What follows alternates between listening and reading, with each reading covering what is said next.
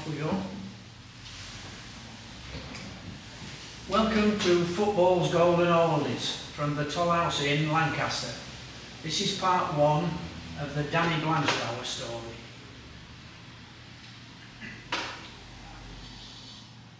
Robert Dennis Blanchflower, a visionary.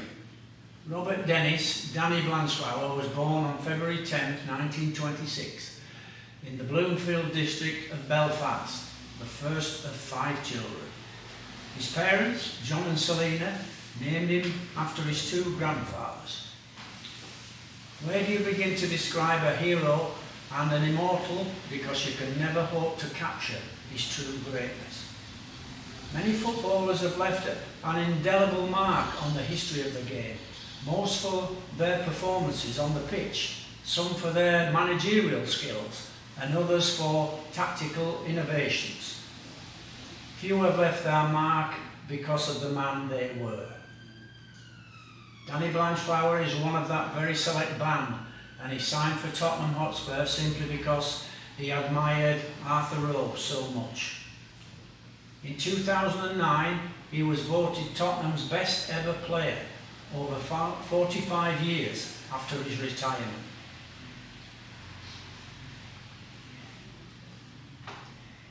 Let's start with a few quotes from my hero.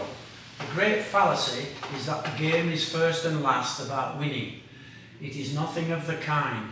The game is about glory. It's about doing things in style and with a flourish, about going out and beating the other lot, not waiting for them to die of boredom. Who is he? He's a self-made man who worships his creator. That was Bob Lord, the Burnley chairman. Whether you're a player, manager, trainer, director, supporter, reporter, kit man or tea lady, football possesses the power to make the week ahead sparkle with a sense of joyous well-being. A young Nobby Styles, Blanchflower, you're finished. Blanchflower, excuse me son, I haven't read the programme yet. What's your name?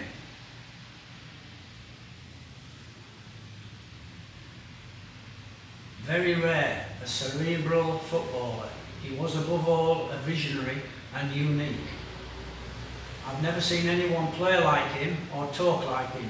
Elegant, eloquent and cerebral hardly do him justice, but he was the brain, the architect and the artist of the great Tottenham Hotspur side of 60-61. For all his excellence, Danny was not a spectacular footballer, more a subtle, all-pervasive influence from the right half position.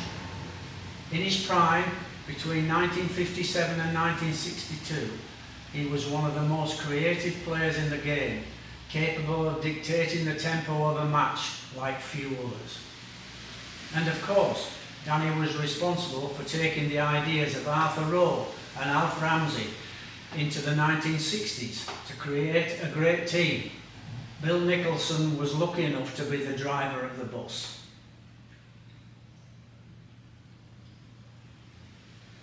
Early days in Belfast. Danny was educated at Ravenscroft Elementary School and was awarded a scholarship to Belfast College of Technology. He left early to become an apprentice electrician at Gallagher's cigarette factory in Belfast. He also joined the Air Raid Precautions, the ARP, and in 1943 he lied about his age to join the RAF.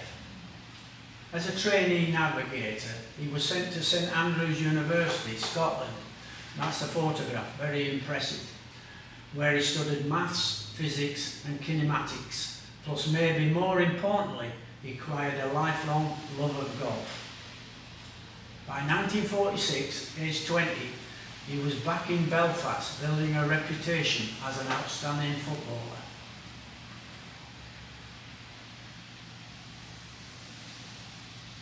Danny signed for Glentoran in 1946 before crossing the Irish Sea in 1949 and signing for Barnsley for 6,000. And you can see Danny on the back row, second from the left. Glentoran had promised Danny a third of any transfer fee, but instead of getting £2,000, he received 700. During all the football talks we have had at the Toll House since 2019, there has never been one that did not involve cheating and lying by people who did not play the game, but had all the power. So I wonder why we assume the game today is honest and pure. Far from it. Now it includes players on the field cheating at every opportunity. Prior to this, Danny had been a very trusting young man, but now he realised that unless it was written in stone, you could not trust anyone.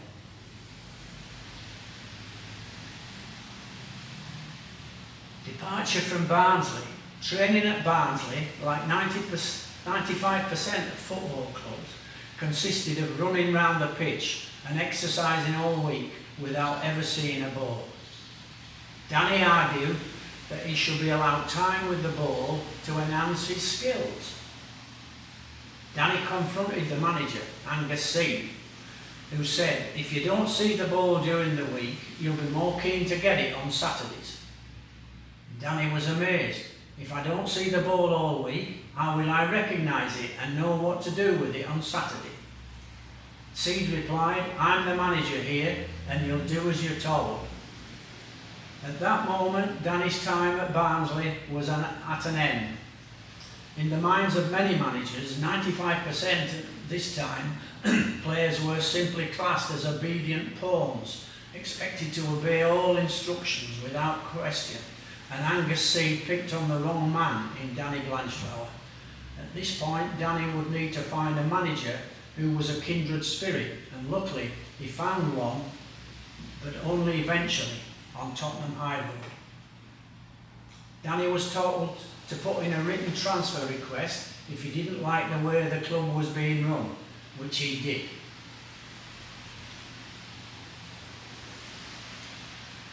Chauffeur-driven Rolls-Royce to Derby. On Thursday, March 15th, 1951, Danny was driven in style by Billy, the chauffeur of Joe Richards, to a Derby hotel. The photograph shows a relic from the Victorian age. Joe Richards went into the hotel dining room to negotiate the transfer, while Danny and Billy were told to eat in the hotel kitchen with the cooks and cleaners like lesser human beings. After lunch, Richards appeared on the hotel steps and said to Danny, I've arranged your transfer with the chairman of Aston Villa, before he rushed off. Danny said to the Villa chairman, there is something I want to clear up before I sign. I want your word that I can train with a ball as much as I like when we finish our daily routines. The Aston Villa chairman and manager thought he was going to ask for an under-the-counter payment, and both looked amazed but smiled in relief. You can have as many balls as you want, Danny, as they shook hands on the deal that took him to Aston Villa for £15,000.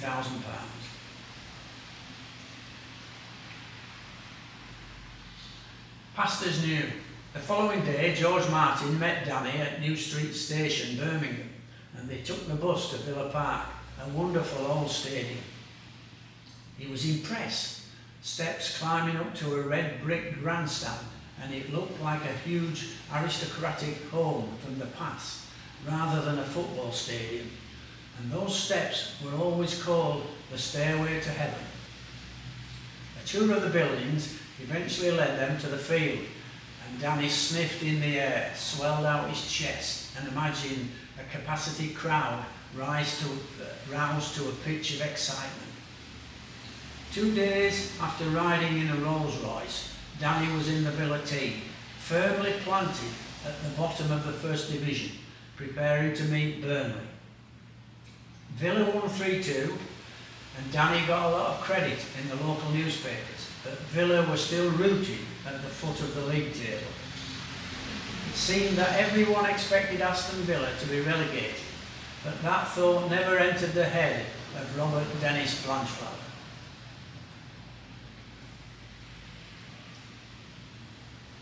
Easter Monday, away to Wolves. They arrived at Molineux, Danny right behind his manager, George Martin, going to the dressing rooms, when they met the fearsome Stan Cullis, the Iron manager, who said hello to George. George, acting like a big shot and with a look of disdain, said, "We'll skate all over you today, Stan." Villa won the game, repeated it the next day at Villa Park and never lost another game the rest of the season.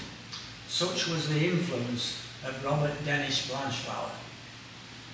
Tommy Thompson had been bought from Newcastle a few weeks before, and both he and Danny got a lot of credit for the escape from relegation. Tommy and Danny became firm friends on and off the pitch, and of course Tommy would eventually go to Preston North End and play 188 games, scoring 117 goals. And you can see Villa Park Stadium there, the Trinity Road stand, pictured in 1928, with the steps sometimes described as the stairway to heaven.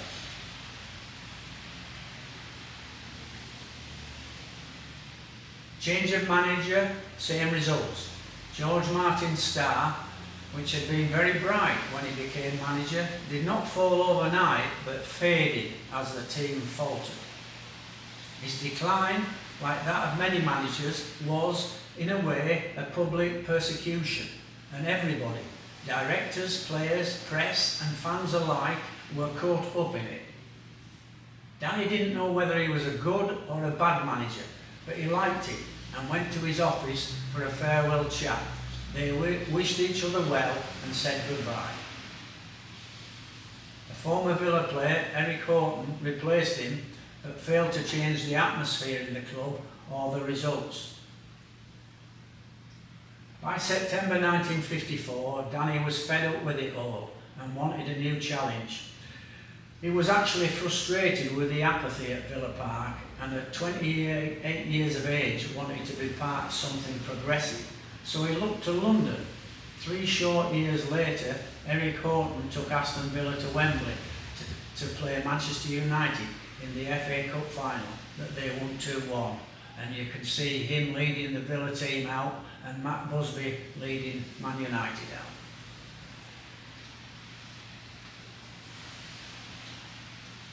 Danny always looked to the future.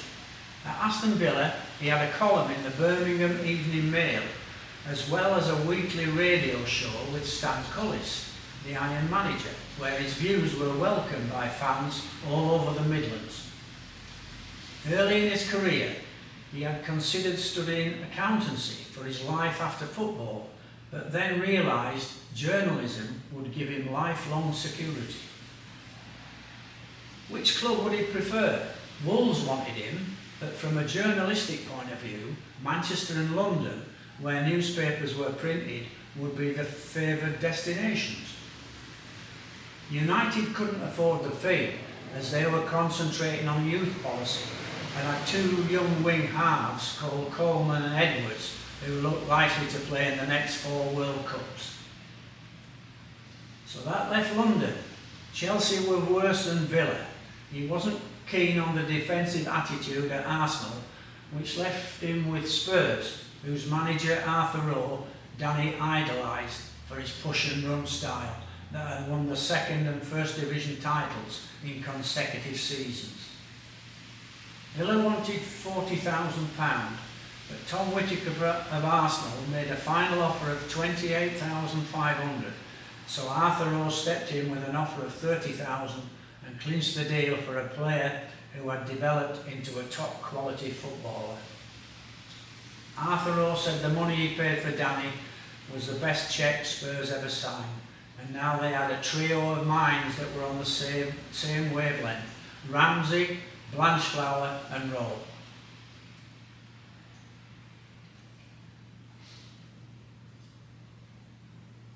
Settling in at Tottenham, at White Hart Lane he was welcomed by Arthur Rowe, whose exhilarating push and run team was in need of rebuilding. Arthur had first met Danny in 1952 when Ireland lost 3-0 to Wales, but Danny was brilliant that day. He made other people play. He was a natural leader and Rowe wanted him as his captain. He had arguments with Frank Grice at Glentoran, Angus Seed at Barnsley and George Martin and Eric Horton at Aston Villa. but he saw something different in Arthur, an individual who cared about the game and was not afraid to experiment and take chances. From his very first game in a Spurs shirt, Danny showed the superlative skills that had made him the country's premier attacking wing half. Always demanding the ball, everything he did was simplicity itself, whether playing a short pass to his inside forward or dropping a long ball into the stride of his left winger or arrowing a defence-playing pass to his forwards. Many of us have played football and remember when you got a pass in a tight position and you looked frantically for someone in the same colour shirt as you were wearing. That's when Danny would appear out of the haze and bail you out. He was always there, the sign of a truly great player. Together, the two men set about the task of creating a team in the stylish Tottenham mould, but the partnership was split when illness precipitated Rowe's retirement in 1955.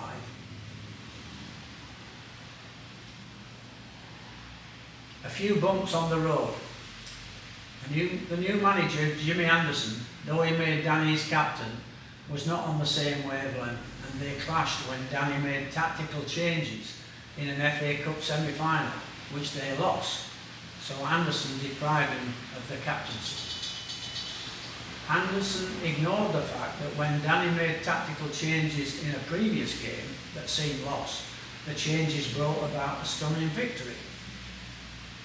However, despite losing the captaincy, Blanchflower grew even more influential and in 1957-58 completed what was arguably his most brilliant individual campaign, which he climaxed by leading Northern Ireland to the last 8 of the World Cup. Deservedly, he was named Footballer of the Year, an accolade repeated in 1961. The Footballer of the Year began in 1948 at the behest of the great Charlie Bucket, and in its 75 years only 8 players have won the honour more than once. Stan Matthews, Tom Finney, Danny Blanchflower, Kenny Dalglish, John Barnes, Gary Lineker, Thierry Henry and Cristiano Ronaldo, a very select group.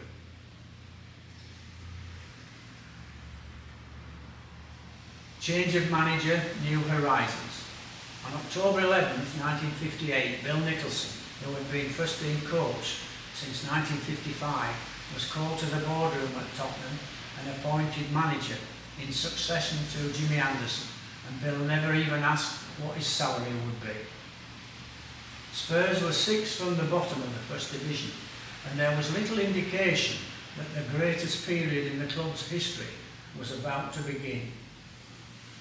In his first game, Spurs met Everton and won 10-4, but then faded again, although Danny admitted he hadn't been playing well, so Bill dropped him, preferring a more defensive-minded wing half. Danny asked for a transfer, but the board refused his request on Bill's advice. On March 2nd, 1959, Bill called a meeting in their Wolverhampton hotel and read out the team, with Danny, the captain, at right half. Spurs drew with the champions and finished 18th, but it was coming together.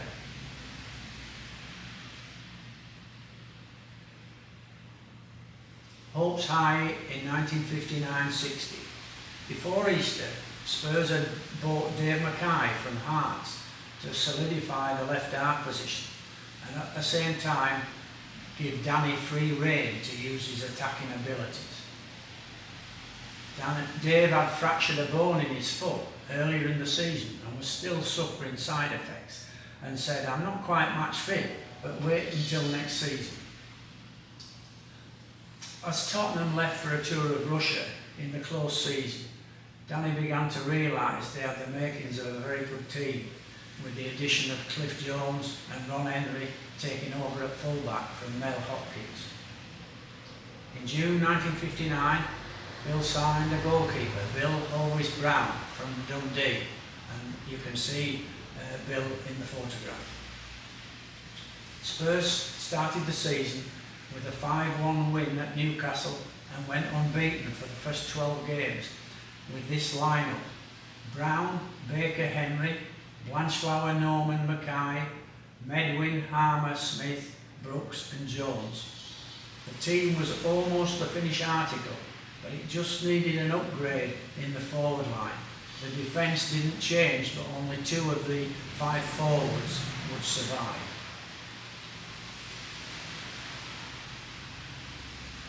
The finest captain the British game has known.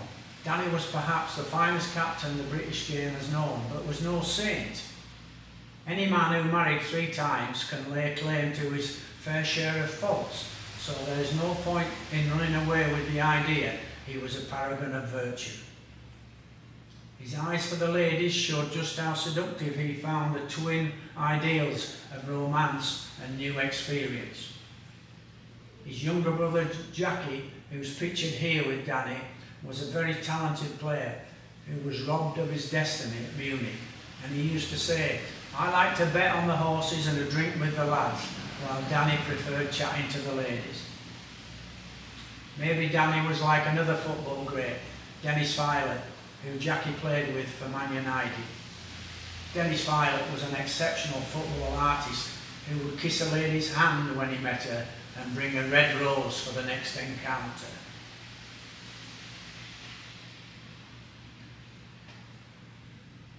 The team building continues, and with one signing the job was done. In October, Danny played for Northern Ireland against Scotland in Belfast, and on his return Bill Nicholson said, "What do you think of John White?" Danny said, "I like him very much. He's a wonderful sense of position and a great control of the ball in a quiet, smooth way. He would suit our team." Bill replied, "I like him too, and I can get him for £20,000. Danny's response was, "Don't waste any time, fly up there right away." And you can see in the photograph, Danny is pictured with John White and Cliff Jones, a trio of great players. White was signed within the day, and he joined Tommy Armour inside forward. In December 1959, Spurs exchanged Johnny Brooks for Les Allen of Chelsea, who played inside left, with John White moving to outside right. At this moment, Danny said to Bill Nicholson and the other players, "We can win the double."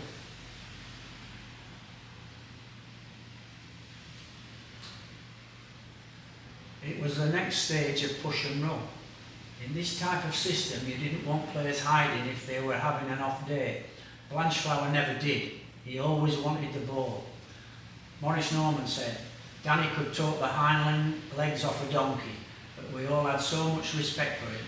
It was never a problem, and Bill Nicholson had the good sense to give him absolute authority on the pitch, unlike previous managers like Jimmy Anderson and Eric Horton." Cliff Jones said, "He was a lovely person to have around, and the fact that he didn't smoke, drink or play cards did not affect our feelings towards him. As a youngster, I trained as a ship's plumber, and Danny would say, 'You're a plumber, who's the god of water?' When I didn't know, Danny would say, 'Call yourself a bloody plumber and you don't know that? Tom Finney, he is a fearless plumber, but Jonesy, you're the bloody clueless plumber.' It was lovely to be in a hotel or the dressing room with him, but you cannot do that with personality alone. He was a truly outstanding football player."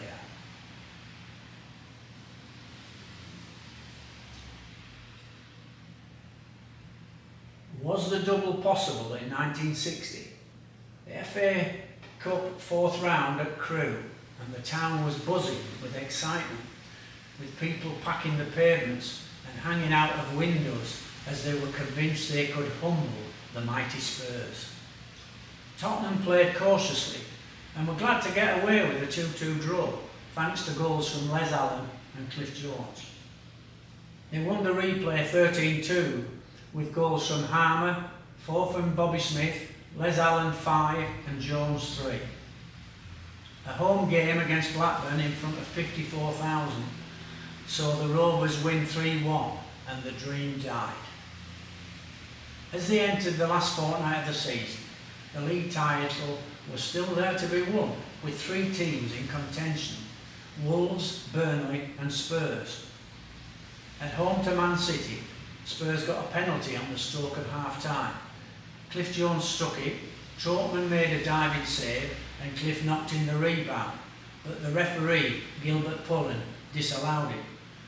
The referee had extended the half to allow the penalty to be taken, and time expired immediately. It was saved. The crowd bayed for blood. Danny waved away the Spurs players, put his hands on the referee's shoulders and asked for an explanation. Once the referee had satisfied him, Danny led the players from the field. This should happen in today's football, but don't hold your breath. 2 days later, somewhat deflated, they lost at Stamford Bridge by the same score.